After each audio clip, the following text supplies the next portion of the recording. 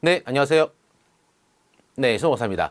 자, 이제 우리가 이제 이제 원산지 관리사 시험에 대해서 준비하는데, 이제 제가 맡은 이제 이번 시간은 이제 기출문제입니다. 자, 보면 이제 원산지 이제 관련돼가지고 이제 우리 국제 원산관 정보원에서 이제 바뀌었죠. 한국원산정보원이라고 법이 또 개정됐습니다. 관습법에서. 그래서 여기서 이제 그 기출문제를 만드는데, 보면 이제 기출문제에 대해서 이제 전부 다 실어놓은 게 아니라, 보면 좀 밀어내기식으로 좀 만들어 놨습니다. 그래서 이제 우리가 보면은 문제가 나와 있고요. 그 다음에 이제 회차가 나와 있고요. 아래 보시면은 해설이 나와 있습니다. 이렇게. 근데 이제 해설 보시면은 그 문제에 대해서 이제 지문별로 해설이 나와 있는데, 이제 우리 시험 같은 경우에는 이제 만약에 이제 우리 뭐 법이 뭐 이렇게 되어 있다, 이렇게 되어 있고, 이렇게 되어 있고, 이렇게 되어 있다. 근데 만약에 시험 문제가 이렇게 나온 거죠. 요것만 도로 나왔습니다. 근데 보면은 이제 요것만 보면 안 돼요.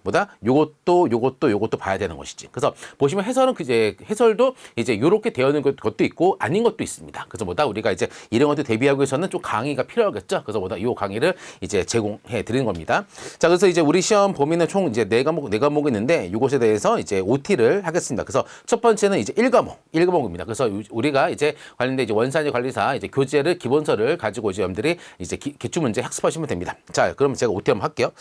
자, 보시면 이제 그 원산지 관리사 같은 경우에는 이제 이렇게 이제 한국 원산지 정보원에서 이제 그 시행하고 있습니다. 그래서 보면은 이제 우리 국제원산정보원인데 이제 관습법이 작년에 바뀌었습니다. 그래서 이제 한국원산정보원이다라는 겁니다. 왜냐면은 이제 이렇게 이제 이런 것들에 대해서 이제 많은 다른 업체들이 약간 말을 조금 이제 고쳐가지고 쓰는 이제 뭐 한마디로 뭐 그런 기관들이 많았습니다. 그래서 보다 확실하게 하기 위해서 한국원산정보원이라고 이제 해 놓은 겁니다. 요거를.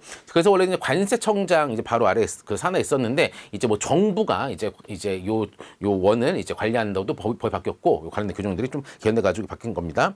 자, 그래서 2010년부터 2023년까지 총 33회 걸쳐서 이제 출제가 됐었습니다. 우리 원산관리사 시험이. 자, 그래서 이제 이 문제 중에서 이제 2018년부터 2024년까지 총 10회 문제를 위주로 정리했습니다. 그래서 전부 다가 나온 게 아니라요. 그래서 여기서 이제 추려서 문제를 이제 구성했습니다. 원산정보원에서. 그리고 이제 법은 관습법 같은 경우는 항상 좀 개정이 되죠. 근데 이제 개정된 내용에 대해서 이제 기존 거들 그대로 뒀습니다. 그리고 이제 해설에서 개정된 내용에 대해서 좀 반영을 했어요. 그래서 왜냐면은 이제 기존 문제를 이제 좀 고치기보다는 이제 요게 이제 이렇게 개정했다라고 해설에서 언급을 해주고 있습니다. 이건 제가 다 체크를 해드리겠습니다.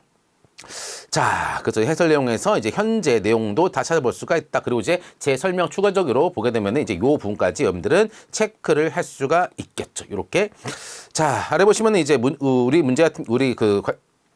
통관 문제 그 기출 문제 같은 경우는 이 단원 이렇게 되어 있습니다. 관세법 통치, 그다음에 과세 요건, 신고 납부, 납세 의무의 소멸, 환급, 그다음에 통관, 보세 등 인커텀스 그리고 운송 서류 순위로 되어 있습니다. 근데 이제 요 인커텀스랑 운송 서류 같은 경우에는 이제 우리 관세법에 있는 내용이 아니죠. 그래서 우리가 이제 시험 범위는 그 제목은 수출입 통관이지만 이제 두 가지 같은 경우에는 직접적으로 이제 관련은 없어요. 하지만 이제 우리가 이제 FTA 원산지 관리사식이기 때문에 이제 인커텀스 같은 경우 이제 가격 조건이죠. 그리고 이제 운송 서류 같은 경우에는 뭐 BL, 인보이스 같은 것들도 이제 나중에 직접 운송 원칙 등등에 대해서 필요하기 때문에 증빙인으로서 이런 것도 이제 기본적 사항에 대해서 여기다 이제 넣어놓은 겁니다. 요거를. 자, 됐습니다. 자, 그 다음에 이제 보면은 둘 이상 편에 걸쳐 문제는 정답 속한 편을 배치해왔다. 뭐냐면 이제 어떤 하나 문제가 있는데 여러 가지 제도에서 물어볼 수가 있죠. 그러면 이제 그 정답에 속하는 편에 이제 배치했다고 합니다. 중요한 거 아니고요. 자, 그리고 이제 우리는 시험 이제 29회 같이 29회 1번이다. 그러면 이제 간추려가지고 29-1 이렇게 이제 교재에다가 이제 정리를 해 놓으셨습니다. 정보원에서. 자, 보면 이제 문제를 스스로 풀어보면 이렇게 되어 있잖아요. 보면 이제 가장 중요한 게 뭐냐면은 이제 기출문제, 제가 이제 기출문제 강의를 하는 이유는 뭐냐면은 이 보면 기본서가 있습니다. 정보원에서. 그리고 이제 기출문제집이 있어요. 근데 이제 기출문제집 같은 경우에는 이제 그 기본서의 내용 가지고 출제를 한 거죠. 출제자들이. 근데 기출문제집만으로도 이제 시험은 합격할 수는 있습니다. 하지만 보다 중요한 거는 그것만 보면 안 돼. 아래 해설까지 다 정리가 돼야 돼. 그래야지만이 합격할 수가 있어요. 그죠? 그래서 이제 100점이 아니라 우리 시험 같은 경우는 객관식이기 때문에 이제 꽈락만 넘기고 이제 평균 넘으면 되는 것이죠. 그렇기 때문에 이제 그 기출 문제 가지고도 이제 합격할 수 있게 좀 제가 강의를 하려고 합니다. 왜냐면은 이제 저도 이제 거래 업체나 근데 가보면은 이제 원산지 관리 시험 많이 준비하시는데 시간이 없어요. 왜냐면 직장 다니시고 하기 때문에. 그래서 이제 기출 문제만으로도 이제 이렇게 좀 풀고 합격하고 싶은 분들이 있으시죠. 뭐 이렇게 원체 기본서 보고 이제 기출 문제 보고 해야 되는데 그런 시간이 없는 분도 있을 겁니다. 그래서 제가 이제 요거를 가지고 기본서를 풀듯 해가지고 이제 기출 문제를 풀어 드릴 겁니다. 자, 그래서 보시면은 참고 뭐 됐고요. 됐습니다. 자, 그러면 이제 기출문제 경향입니다. 자, 얘 같은 경우 여러분들이 이제 굳이 볼 필요는 없어요. 보면은 이제 문제들이 이제 그 어떻게 단원별로 이제 문제 기출 비중이 차지하냐라는 것에 대해서 이제 정리를 해 놓은 겁니다. 보면 이제 이렇게 퍼센테이 나와 있는데 보면 뭐다? 이거 보시면 됩니다. 골고루입니다. 골고루. 보면 이제 퍼센테이 골고루 됐잖아요. 이렇게 16, 3 이렇게 됐죠. 골고루. 그래서 의미가 없어요. 의미가 없습니다. 근데 이제 중요한 건 뭐냐면은 우리 시험 같은 경우에는 이제 특징이 뭐냐면은 중요한 문제에 대해서 이제 빈출이 잘 됩니다. 빈출. 그래서 중요한 건 뭐다? 용어에 대한 정의. 관습법에서. 관습법 같은 경우는 이제 1조부터 303조까지 있습니다. 엄청 많아요. 그래서 제가 이제 하는 뭐 공무원 교재 같은 경우에도 관습법 같은 경우는 이제 제가 줄은 불구하고 300페이지 후반입니다. 380페이지 그 정도. 근데 그거를 다 볼 수가 없어요. 다 볼 수가 없습니다. 그렇죠? 그래서 우리 시험 같은 경우에는 거기서 이제 이렇게 중요한 것들을 뽑아내 가지고 이제 구성했는데 이제 그 중에서도 이제 이렇게 문제들이 구성되는데 이제 중요한 것들만 해 놓은 겁니다. 그래서 이제 비중들이 비슷합니다. 그래서 보다 전체를 다 골고루 공부하시면 됩니다. 그리고 제가 강조하는 것들은 더 집중해 주시고요. 자, 됐습니다. 이걸 필요 없습니다. 자, 근데 가장 많이 출제하는 분야로 되어 있습니다. 그래서 이제 우리가 그 단원별로 뭐가 많이 빈출되는지 보도록 하겠습니다. 자, 일단 세액 결정 방법 중 신고 납부로 되어 있잖아요. 자, 우리가 이제 이런 것들에 대해서 이제 여기 강의 듣는 이유가 이런 것들에 대한 의미를 아셔야 돼요. 이런 것들을. 자, 세액 결정이다. 세액 결정이 되어 있죠. 자, 보면은 이제 우리가 이게 나왔습니다. 결정이라는 거. 결정, 그리고 이제 경정이라는 게 있습니다. 결정과 경정. 그래서 결정과 경정 같은 경우는 차이가 있습니다. 자, 우리가 수입 신고하는 경우는 보면은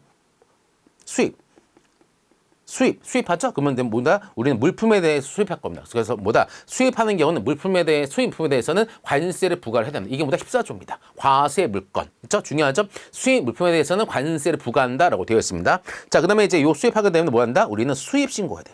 수입 신고. 그렇죠? 근데 수입 신고한 다음에 수입 신고 같은 경우에는 뭐 한다? 이제 수입품에 관세를 납부를 해야 되기 때문에 뭐 한다? 가격 곱하기 이제 관세율을 적용하죠. 하게 되면 이제 관세가 나오겠죠. 근데 보게 되면 이제 일반 가격인데 예외도 있습니다. 수량에서 수량. 그래서 우리가 이제 영화용 필름 HS 코드 3706 같은 경우에는 미터당 관세 얼마입니다. 그래서 만약에 이제 영화 필름인데 이제 가격이 1억이야. 1억짜리입니다. 하지만 이게 뭐 한다? 4.7m다. 그러면은 이제 1m당 관세가 뭐 100원이다. 그러면은 이제 5m 곱하기 이제 관세를 적용하면 되는 겁니다. 이렇게. 하지만 이제 왜냐면 이제 4.7이잖아요. 하지만 4, 4, 5 규정에 따라서 반올림합니다. 반올림. 그래서 이런 것들보다 종량세다. 길에 따라서 부과되니까. 그다음에 기록물세들, 비디오 테이프 그런 것들 그러면 분당 얼마. 로 되어 있습니다. 가격 상관없는 거죠. 그보다 이게 종량세죠. 하지만 그것 빼놓고는 대부분 가격입니다. 가격 곱하기 관세. 관세 같은 경우보다 물품에 대한 품목분류 HS 코드가 나오게 되면은 이제 관세율이 정해지죠. 관세율. 자, 보면 이제 관세가 나오죠. 그래서 보다 가격에 대해서도 뭐 한다? 우리는 수입 신고할 때 가격 신고를 해야 돼. 그리고 이제 내가 납부할 세금, 관세 말고도 플러스 뭐가 있다? 내국세가 있죠. 내국세 같은 경우는 부지, 담지, 개교주, 교농. 오늘 이제 제가 지금 이제 OT를 하면서 이제 설명드린 게 뭐냐면은 이제 이게 두 문자입니다. 두 문자. 그래서 이제 우리 시험 같은 경우에는 이제 객관식이기 때문에 이게 여러 관습법 규정들에 대해서 두 문자를 따라 놓으면은 이제 공부하고 이제 시험지 풀기가 상당히 수월합니다. 부지, 담지, 개교주, 교농. 한 다음에 부가가치세, 지방소비세 등등 해가지고 이제 열거하시면 되는 겁니다.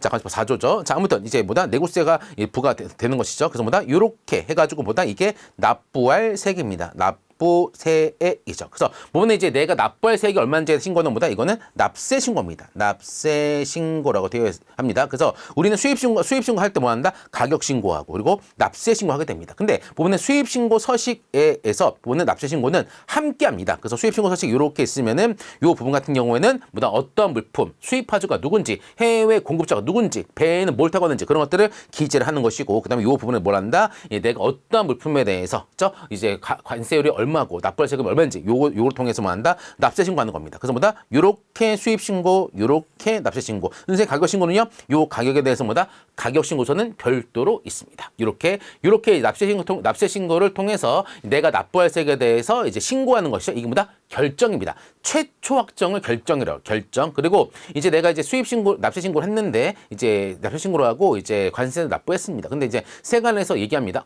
너 지금 뭐 한다? 가격을 잘못했다. 그래서 너는 부족세액이 발생했다. 그 세관에서는 뭐 한다? 관세 부과 제척 기간 이내에 뭐 한다? 관세를 이제 추징할 수가 있습니다. 그게 절차적 확정. 바꾸는 것이죠. 이걸 뭐라 한다? 경정이라고 한다. 경정. 그래서 경정 같은 경우는 부족세액을 징수한다고 하면 틀린 겁니다. 그래서 뭐다? 이제 납세 신고한 세액에 대해서 과다 또는 부족이 있는 경우는 뭐다? 세액에 대해서 경정을 함으로써 그거를 이제 바꿔주는 겁니다. 그게 뭐다? 경정입니다. 경정. 그래서 보시면 제가 이제 샘플로 지금 설명드린 겁니다. 그래서 이제 우리가 이제 해설을 이렇게 강의를 듣는 이유가 뭐냐면은 이런 이제 관습법에 나와 있는 이러한 법에 규정되어 있는 이런 단어들에 대해서 여러분들 이런 것들을 정리를 하셔야 돼요. 그래야지만이 이제 문제를 볼 때마다 막힘 없이 쭉쭉 볼 수가 있어요. 왜냐면 저는 이제 알거든요. 아, 여러분들이 이제 이 어떤 규정에 대해서 잘 모르겠구나. 아, 이 규정을 그냥 넘어가겠구나. 이 규정 알아야지만이 이제 다른 그 아래에 있는 내용도 이해가 될 텐데. 다 알고 있잖아요, 저는. 그래서 뭐다? 그런 것들을 들으셔야 돼. 그죠? 자, 세액 결정 방법입니다. 납부할 세액을 결정한 방법 중 신고 납부 방식이 있습니다. 그래서 뭐 그리고 부가 보호지 방식이 있죠. 이거는 이제 납세 신고하는 게 아니라 세관에서 일방적으로 수입하면 물품에 대해서 이제 세액을 결정해 봅니다. 세액 결정. 그렇죠? 세관에서 결정하는 것이다. 그렇죠? 자, 그래서 뭐는 이제 신고 납부 부가 보지가 않는 것이죠. 두 개 하는데 한 개입니다. 그 중에서 그래서 뭐다? 세액 정정. 정정보다 납부 전 정정. 관세 등을 납부하기 전에 뭐가 내가 실수했어. 가격이나 세율을. 그리고 세액 보정 같은 경우에는 이제 보정 신청이죠. 납부 후 납부로부터 6개월 이내 보정 신청할 수가 있다. 부족세액에 대해서 수정 신고죠. 보정 기간이 지난 날부터 이제 관세 부과세 기간까지가 수정 신고입니다. 그리고 경정 청구는 뭐 한다? 내가 관세를 과다하게 납부했어. 세관장한테 납세 신고로부터 5년 이내에 이제 경정 청구할 수가 있다. 나한테 경정을 해주세요. 내가 지금 관세를 많이 냈으니까. 그렇죠? 세관에서는 뭐다? 두 달 고민한 다음에 경정을 할지 말지 여부를 결정해 준다. 라는 겁니다. 그죠? 그 다음에 이제 그런 것들이 저희도 경정 뭐 한다? 이제 이렇게 이제 그 세관에서 이제 우리가 부족세액에 대해서 경정하거나 또는 이제 경정 청구한 것에 대해서 경정할 수가 있는 것이죠. 그렇죠? 요겁니다. 요거. 그래서 보면 이제 우리가 지금 요 한 줄에 대해서도 제가 이제 쏴쏴라쏴라 얘기를 했어요. 그래서 보면 이제 관세법 같은 경우 우리 1과목 같은 경우에는 이제 이렇게 내용 보면서 관세법 규정의 내용들을 보면서 이제 해설 같은 경우는 이렇게는 설명이 안 돼요. 그냥 이제 해당하는 규정만 딱 하고 방어할 뿐입니다. 그래서 이런 거를 저를 통해 가지고 공부하시면 되는 겁니다. 자, 한번 시범 보여드렸고요. 자, 그다음에 두 번째는 용어에 대한 용어의 정 1순위입니다. 1순위. 그쵸? 용어정 같은 경우에는 뭐 한다? 이제 수입이 무엇인지, 수출이 무엇인지, 그리고 뇌공 부품은 무엇인지, 내공 부품은 무엇인지, 선박 용품은 무엇인지, 항공 용품은 무엇인지, 그리고 차량 표면 무엇인지, 그리고 환적이란 무엇인지, 복합 환적이란 무엇인지, 그렇죠? 그 다음에 이제 그 뭡니까? 그 운영이란 무엇인지, 그리고 세관 공무원이란 무엇인지, 이번에 또 신설했어요, 그렇죠? 관세 조사란 무엇인지, 탁송품이란 무엇인지. 등등등등 있습니다. 그래서 요거는 1순위입니다. 요게 도대체 무엇인지에 대해서 얘기하는보다 1순위고 항상 문제가 나와요. 이거 틀리면 안 되는 겁니다. 그래서 이것만 해도 한 두세 문제 맞출 수가 있어요. 그다음에 가산세 관련 문제. 가산세가 뭡니까? 내가 이제 납세 신고를 했습니다. 그렇죠? 내가 스스로 세액을 결정을 했어요. 우리나라는 세액 결정 방식이 납세 신고가 원칙입니다. 그리고 내가 납부하는 겁니다. 그래서 신고 납부가 원칙이야. 근데 뭐 하나 내가 이제 수입 신고했는데 내가 이제 보정 기간이 지난 다음에 뭐랬다? 이제 그 세액의 잘못됨을 알아버렸습니다. 그럼 경우는 수정 신고 세관에서 알아봤다 경정을 때리겠지. 근데 부족세만 징수하는 게 아니라 나는 뭐 한다? 가산세까지 내야 돼. 그렇죠? 너무 나는 이제 원래 100만 원 내야 되는데 관세 50만 원 냈어. 그럼 내 통장에는 이제 그만큼 이제 이자만큼 내가 먹었겠죠. 그렇죠? 보다 그 기간이자 그리고 이제 그 기가 넘었기 때문에 연체이자 그리고 이제 부족세액의 10% 이렇게 이제 신고 불성시 가산세, 납부 불성시 가산세가 있습니다. 그래서 가산세 같은 경우는 관세법에서 신지제휴즉이란 5가지가 있습니다. 이것도 잘 나옵니다. 이것도 자 근데 과세물 확정 시기 완전 중요하죠. 전부 다 수입 물품 같은 경우에는 수입 신고 시 성질 또는 수량에 따라서 관세를 부과하겠다. 그렇죠? 그래서 과세물 확정 시기 같은 경우 예외적 이유가 정말 중요합니다. 선, 보세, 수멸, 외운, 소, 즉시, 우도맥스라는 게 있습니다. 그래서 이렇게 연계를 시킬 건데 나중에 하겠습니다. 납부기한 그쵸? 납부기한 언제까지입니까? 보다 납세 신고로부터 수리로부터 15일까지 납부고지는 받은 날부터 15일까지 등등등등 있죠? 사전 납부도 가능하다. 수리 전에도 납부도 갈 수가 있다. 이런 것들입니다. 그래서 이런 거 잘 나오고요. 수입 신고에 대한 시기. 수입 신고 언제 하는 것인가? 자, 수입 신고 같은 경우에는 뭐 한다? 이제 원칙적으로는 입항 절차가 종료돼서 보다 입항 보고가 끝난 다음에 입항이 된 다음에 이제 수입 신고를 할 수가 있습니다. 그쵸? 보다 그러면은 이제 보세구역 도착 전, 보세구역 장치 후. 일반적으로 이제 실무상 이제 보세구역 반입됐다. 그 다음에 수입신고 들어가죠. 관사들이. 그래서 이제 원칙적으로는 보세고 도착 전, 보세고 당치 후 수입신고 원칙이죠. 하지만 뭐한다? 입항 전, 출항 전 신고됐습니다. 그렇죠? 요 문제가 이제 요거죠. 그다음에 관습법 226조 뭡니까? 세간자 확인제 한 개만 하시면 돼요. 저 뭐다? 내가 이제 물품을 수입 식품 같은 것도 수입한다. 그러면 식품 같은 경우에는 이제 관세만 내면 되는 게 아닙니다. 그래서 뭐 식품 같은 경우는 뭘 해야 된다? 검역 받아야 돼. 식약처자 검역을 받아가지고 통과를 해야 됩니다. 해당품이 이제 우리나라 국민들이 먹어도 아무런 이상 없다라는 것들을 테스트 받아야 됩니다. 그렇죠? 이런 것들을 생각해서 뭐 한다? 확인만 한다. 그래서 우리가 식약처에다가 검역 신청해서 합격하게 되면은 식약청에서 이제 완료됐다고 이제 번호가 나옵니다. 그 번호를 수입신고서 가운데 요건 확인 번호가 있어. 여기다 넣어버리면은 세관에서는 연동돼가지고 얘는 완료가 됐구나. 그것만 확인하는 겁니다. 세관에서 어떻게 시검에 대하면 아무것도 몰라요. 그렇죠? 됐는지 안 했는지. 그거 납세문자 가는 이거 중요하죠. 관습법 19조에 대한 문제들. 이제 수입 같은 게 원칙적으로 납세는 누구다? 화주다. 물품단 주의. 그래서 이제 뭐다? 실질 기속 원칙. 해당 물품 수입해가지고 나는 이걸 가지고 팔거나 이걸 가지고 뭘 제조해가지고 돈을 벌겠죠. 전부다 그러한 화주가 이제 납세무자입니다. 하지만 그 사람 말고 다른 사람 한다? 명예대한다? 그럼 안 되겠죠.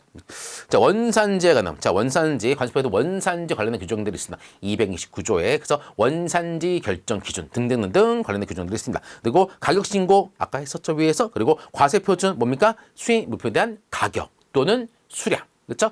가격은 종가세, 수량은 종량세. 요 정도. 그렇죠? 보는 이제 제가 지금 말씀을 쭉 보게 되면은 우리 시장 같은 경우에는 상당히 이제 관습법 중에서도 기본적인 사항에 대해서 나온다. 기본적인 사항들. 그래서 보면 이제 요런 거 이제 잘 체크하게 되면은 체크하면 되는데 이런 것에 대해서 아까 좀 깊이 있게 이제 알아야지만이 해당 문제들이 이해가 될 것이고 해설들이 이해가 될 겁니다. 그렇죠? 해설 규정만 딱 보면 안 돼. 그걸 이해를 하셔야지 요거를 됐습니다. 자, 그래서 이제 여기까지 이제 제가 OT를 하고요. 그리고 이제 제가 이제 문제를 풀어보도록 하겠습니다.